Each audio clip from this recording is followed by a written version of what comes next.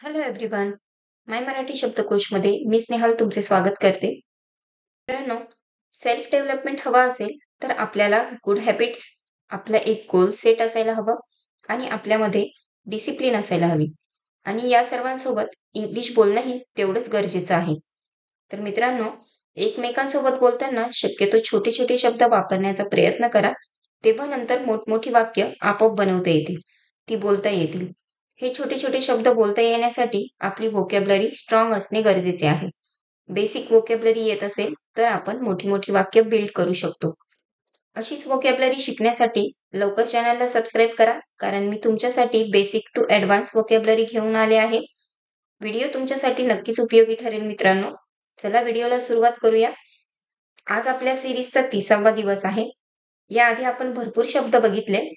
असेच नवीन नवीन शब्द आपण रोज शिकणार आहोत. चला तर आजचा पहिला शब्द बघूया. आजचा पहिला शब्द आहे इमोशन, म्हणजेच प्रेम किंवा राग अशा तीव्र भावना. याचेच समानार्थी शब्द बघूया. फिलिंग म्हणजे भावना, मनात उत्पन्न होणारी संवेदना किंवा प्रतिक्रिया.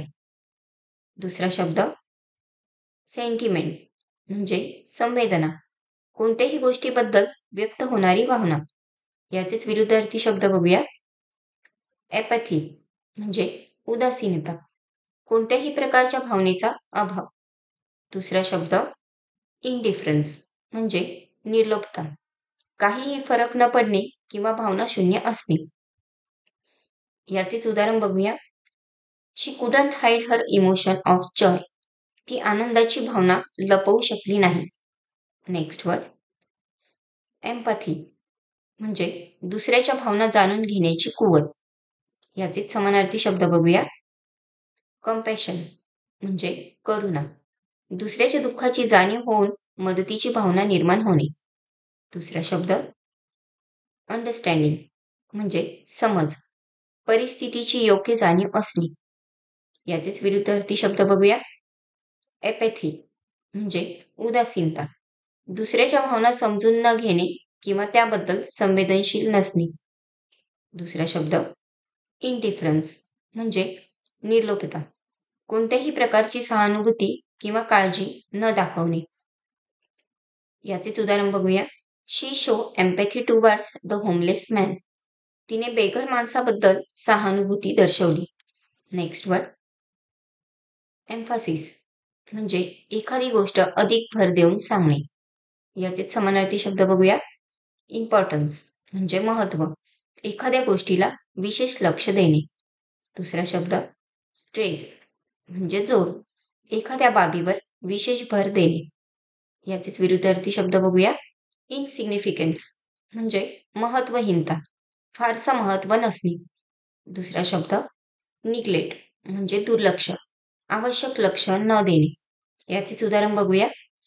The teacher put Mphasis on the importance of reading, शिक्षकांनी वाचनाच्या महत्त्वावर भर दिला.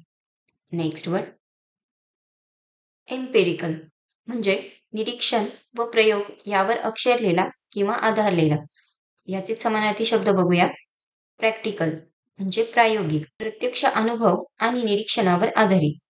दुसरा शब्द एक्सपेरिमेंटल म्हणजे प्रयोगात्मक, प्रयोग करून सिद्ध केलेले. याचेच विरुद्धार्थी शब्द बघूया.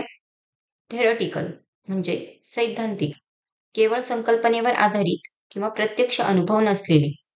दुसरा शब्द हायपोथेटिकल म्हणजे काल्पनिक, केवळ तर्क आणि गृहीतकांवर आधारित. याचेच उदाहरण बघूया. Scientific research is based on empirical evidence, वैज्ञानिक संशोधन हे प्रायोगिक पुराव्यांवर आधारित असते. नेक्स्ट वर्ड एनक्लोज म्हणजे भोवती असणे. याचे समानार्थी शब्द बघूया. सराउंड म्हणजे वेढणे, चारही बाजूंनी कव्हर करणे. दुसरा शब्द एनसर्कल म्हणजे वेष्टन करणे, पूर्णपणे भोवती घेणे. याचेच विरुद्धार्थी शब्द बघूया. रिलीज म्हणजे सोडून देणे, बंदिस्त न ठेवणे किंवा मुक्त करणे. दुसरा शब्द एक्सपोज म्हणजे उघडे टाकणे, संरक्षण न करता उघड्या अवस्थेत ठेवणे. याचेच उदाहरण बघूया. Please enclose a copy of your ID with the application. कृपया अर्जासोबत तुमच्या ओळखीचा दस्तऐवज संलग्न करा. तर हे होते आजचे काही शब्द मित्रांनो. व्हिडिओ कसा वाटला हे कमेंटमध्ये नक्की सांगा. आवडला असेल तर लाईक नक्की करा, शेअर करा. चॅनलवर नवीन असाल तर सबस्क्राईब करा. उद्या परत भेटूया नवीन शब्दांसोबत. तोपर्यंत keep practice in English. Bye.